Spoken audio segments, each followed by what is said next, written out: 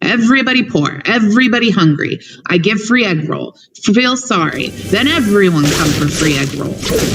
She muttered on like Cecile did and looked mean and tired like Big Ma looks on washboard days. While I was sitting with my sisters, I made up my mind about Oakland. There was nothing and no one in all of Oakland to like. I would get on a plane and fly back to New York if Big Ma showed up wanting her grandbabies. I wouldn't even tell Cecile, thanks for the visit. All right, so let's think about our questions for a second. And I'm specifically thinking of the question about what do we think about Cecile and what do we learn about the relationship between the girls and their mother?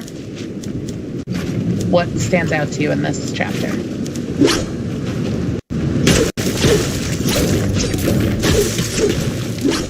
Silence.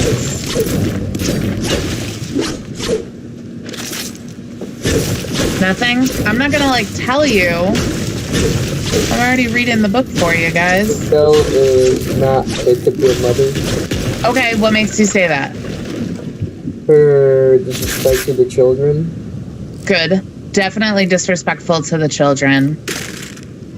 Any other thoughts, ideas about why she isn't really fit to be a mother? And she really doesn't care about the children. She just wants them gone. Good. And Allison kind of just typed the same thing, that she doesn't really want them there. And that is very apparent. She's not really trying to hide it, that they're kind of messing with her typical schedule. So that's something to keep in mind as we are reading the relationship between them and why the girls feel the way they do about her. All right, so we'll keep going. All right, chapter 6, collect call.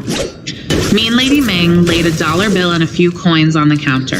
She handed me the brown paper bag with the food, gave Vanetta the bottle of Pepsi and a small bottle of fruit punch, then gave Fern a paper bag with the plates, cups, forks, and napkins. I scooped up all of the change. There were at least 2 dimes in coins, which was enough to call home to Brooklyn. Collect. When we went outside, the beach guy with the floppy afro was gone. We all squeezed into the phone booth with our bags from Ming's. I hooked my finger inside the hole for 0 on the phone and dialed. The operator came on and I spoke up. Operator, I want to make a collect call to Louis Gaither.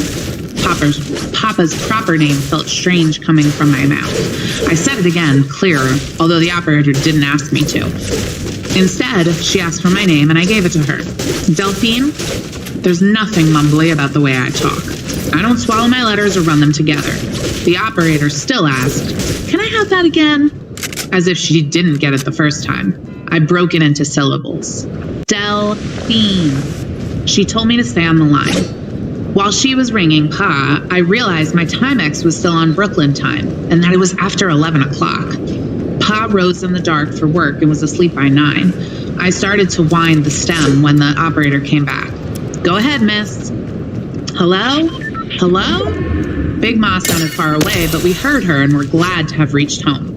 Already, Vanetta and Fern began puppy yelping in the background and grabbing at the phone. I gave them a stern look to make them quit it. Before I could say, "We hear you're in Oakland with Cecile," Big Ma said, "Delphine, do you know how much this phone call is costing your father?" There was no time to be tongue-tied. I spoke up. "But Papa said call, not collect, Delphine. Where'd you get a thought like that? I knew you girls should never have left Brooklyn. You fly out to Oakland and lose your last ounce of common sense. Let me speak to your mother." "She's not here," I said. "She's in her house." Vanetta and Fern were still shouting to Big Ma and Papa, who had to be asleep. "And why are you out in the street in the middle of the night?" "I'm gonna tell your Papa about this." Big Ma scolded and fussed, running up the phone bill even higher. When she was done telling me about myself and about that no kind of mother, Cecile, I told her we were safe and said goodnight, and Vanetta and Fern hollered out, "Good night, Big Ma and Pa." Then I hung up the phone. At least I had done what Pa told me to do. I called. Cecile guarded the kitchen swinging door and pointed us to the living room, where she had laid out a waxy tablecloth on the floor. We spread out around the cloth. Cecile took over everything, dumping shrimp lo mein and an egg roll on each plate, tossing everyone a fork and a napkin. To me, she said, "Pour the drinks," which I did. This was the most mothering we got, if you don't count her coming to claim us. Not that I wanted or needed any mothering. I was just thinking about Vanetta and Fern. They were expecting a mother, or at least a hug. Look at how y'all have grown. A look of sorrow and a plea for forgiveness. I knew better. At least that was one thing Cecile and Big Ma had in common. Big Ma had no forgiveness for Cecile, and Cecile had no need for it. Mean Lady Ming had thrown in a pair of chopsticks. Vanetta and Fern eyed the wooden sticks and formulated ideas about turning them into hairpins, play fight swords, and pickup sticks. Cecile ended all of that when she broke the sticks joined at the top, rubbed them against each other like she was kindling twigs for a campfire, then wrapped her noodles around them and shoved the noodles, shrimp, and sticks into her mouth. We were all staring. We'd never seen anyone eating with chopsticks other than on TV. We'd never seen colored people eating with them. And here was our mother eating with chopsticks like the Chinese men that I had read about who worked on the railroads. She ate hungrily, setting no type of table manner examples for us, her daughters. Cecile knew our eyes were on her. With a mouthful of food, she said, "Thought y'all were hungry." We picked up our forks and ate. When we were done, Cecile grabbed everything that hadn't been used. So I saw spicy mustard, her fork, an extra cup that Mean Lady Ming had thrown in. She told us to stay right here while she brought everything into the kitchen. So we stayed put. I thought she might want to talk to us, find out how we were doing in school, what we liked and didn't like, if we ever had chicken pox or our tonsils out.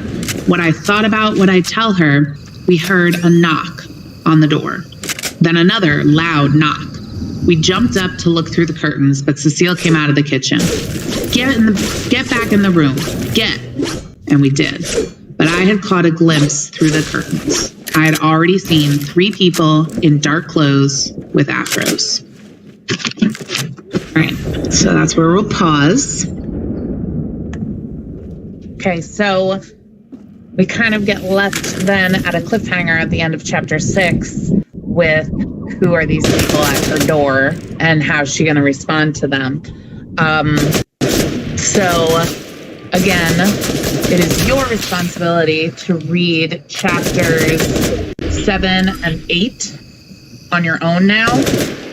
Since you have a half day today, you guys have that extra, like hour, 2 hours to get some work done. It's obviously the goal is to get you off of Zoom earlier so your brains aren't fried by the end of the day, but you may want to use that time to read. And again, I posted the read aloud links on today's update, or you could just YouTube search for One Crazy Summer Read Aloud, but the links are right there on the update so you can read along with them. It should take you about 20 minutes, a little bit less, to read both chapters, especially if you're reading along with the YouTube. Any questions about that? Okay, and then just remember, hopefully it's already done, but Reader's Notebook page 1 should be done today, so that way tomorrow you're ready for Reader's Notebook page 2. Okay? Other than that, you guys can head out. Have a good rest of the day. I'll see you tomorrow. Bye. Bye.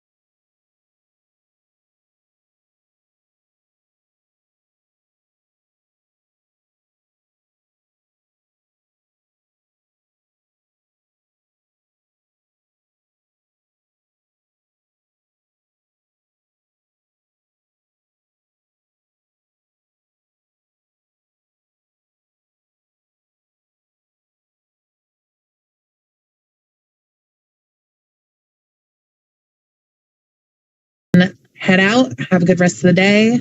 I'll